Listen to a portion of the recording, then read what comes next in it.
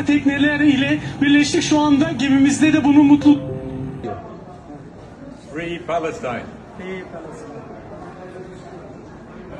Israel থেকে ফেরার পর ইস্তাম্বুলে শহীদুল আলমকে অভ্যর্থনা জানালেন বাংলাদেশের কনসাল জেনারেল মোহাম্মদ মিজানুর রহমান। বিশ্বখ্যাত বাংলাদেশি আলোকচিত্রী ও মানবাধিকার কর্মী শহীদুল আলম সম্প্রতি ইসরায়েলি বাহিনীর হাতে আটক হন। তিনি ৮ অক্টোবর ২০২৫ তারিখে গাজার উদ্দেশ্যে যাত্রা করা ফ্রিডম ফ্লোটিলা নামে পরিচিত মানবিক সহায়তা বহরের অংশ হিসেবে আন্তর্জাতিক জলসীমায় অবস্থিত অবস্থায় ইসরায়েলি বাহিনী কর্তৃক আটক হন। এই বহরে মোট ১৪৫ জন যাত্রী ও ক্রু সদস্য ছিলেন। আটকের পর শহীদুল আলম সহ সবাইকে ইসরায়েলের কিটজিয়ট কারাগারে রাখা হয়। তুরস্কের মধ্যস্থতায় এবং আন্তর্জাতিক চাপের পর ১০ অক্টোবর ২০২৫ তারিখে তিনি মুক্তি পান এবং তুর্কিশ এয়ারলাইন্সের একটি ফ্লাইটে ইস্তাম্বুল পৌঁছান। বিশিষ্ট আলোকচিত্রী, মানবাধিকার কর্মী ও লেখক শহীদুল আলম ইসরায়েল থেকে ফেরার পর শুক্রবার তুর্কিশ এয়ারলাইন্সের একটি ফ্লাইটে তুরস্কের ইস্তাম্বুল বিমানবন্দরে পৌঁছান। সেখানে তাকে স্বাগত জানান বাংলাদেশের consul general Mohammad Mizanur Rahman. Bangladesh consulate সূত্রে জানা গেছে, শহীদুল আলম সম্প্রতি মানবিক উদ্যোগের অংশ হিসেবে গাজা সংকট, যুদ্ধবিরতি প্রচেষ্টা এবং ফিলিস্তিনে মানবিক সহায়তা কার্যক্রম নিয়ে কাজ করতে ইসরায়েলে গিয়েছিলেন। সেখানে তিনি আন্তর্জাতিক মানবাধিকার কর্মীদের সঙ্গে সাক্ষাৎ করেন এবং সংঘাতের ফলে সৃষ্ট মানবিক বিপর্যয়ের উপর আলোকচিত্র নথি সংগ্রহ করেন। বাংলাদেশের কনসাল জেনারেল মিজানুর রহমান বলেন, শহীদুল আলম শুধু একজন আলোকচিত্রী নন, তিনি মানবতার কণ্ঠস্বর। গাজা ও ফিলিস্তিনের মানুষের পক্ষে তার আন্তর্জাতিক প্ল্যাটফর্মে তোলা অবস্থান আমাদের দেশের জন্য গর্বের। তুর্কি সংবাদ মাধ্যমেও তার সফর নিয়ে আগ্রহ দেখা গেছে। স্থানীয় একটি চ্যানেল জানায়, শহীদুল আলম গাজা বিষয়ক আন্তর্জাতিক গণমাধ্যম ফোরামে অংশ নেওয়ার পরিকল্পনা করছেন, যেখানে বিভিন্ন দেশের শিল্পী, সাংবাদিক ও অধিকার কর্মীরা মানবিক ঐক্যের বার্তা ছড়াবেন। শহীদুল আলম, যিনি ড্রিক পিকচার লাইব্রেরি এবং পাঠশালা সাউথ এশিয়ান মিডিয়া ইনস্টিটিউটের প্রতিষ্ঠাতা, দীর্ঘদিন ধরে মানবাধিকার ও সংবাদ মাধ্যমের স্বাধীনতা রক্ষায় সক্রিয় ভূমিকা রেখে আসছেন। তিনি টাইম ম্যাগাজিনের ১০০ প্রভাবশালী ফটোগ্রাফার তালিকায় স্থান পেয়েছিলেন এবং তার আলোকচিত্র বিশ্বের বহু দেশে প্রদর্শিত হয়েছে।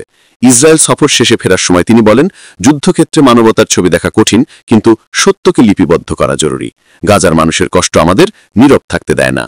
বাংলাদেশ কনসুলেটের কর্মকর্তারা জানান, শহীদুল আলম ইস্তাম্বুলে সংক্ষিপ্ত সময় অবস্থান করে ঢাকায় ফিরে আসবেন এবং দেশে ফেরার পর সংবাদ সম্মেলনের মাধ্যমে তার অভিজ্ঞতা শেয়ার করবেন।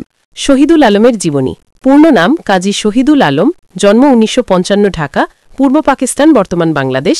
শিক্ষা বায়োকেমিস্ট্রি ও জেনেটিক্সে বিএসসি, ইউনিভার্সিটি অফ লিভারপুল।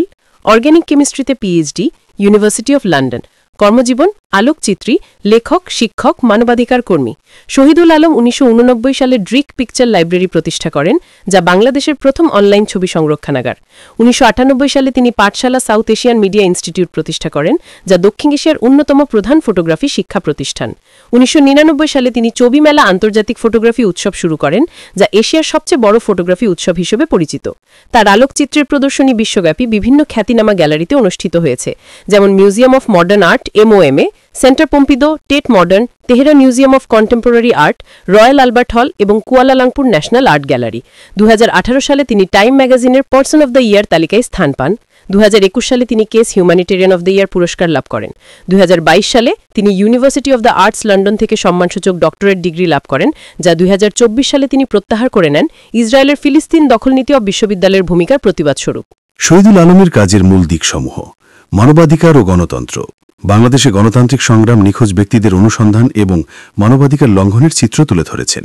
প্রাকৃতিক দুর্যোগ, বন্যা, সাইক্লোন এবং অন্যান্য প্রাকৃতিক দুর্যোগের প্রভাব চিত্রায়িত করেছেন।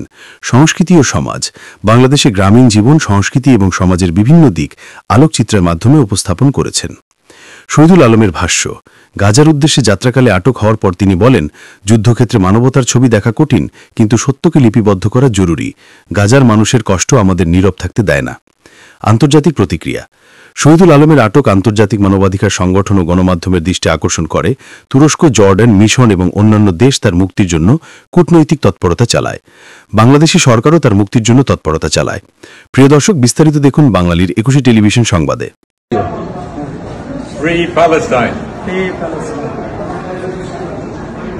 Free Palestine. Free Palestine. Free Palestine.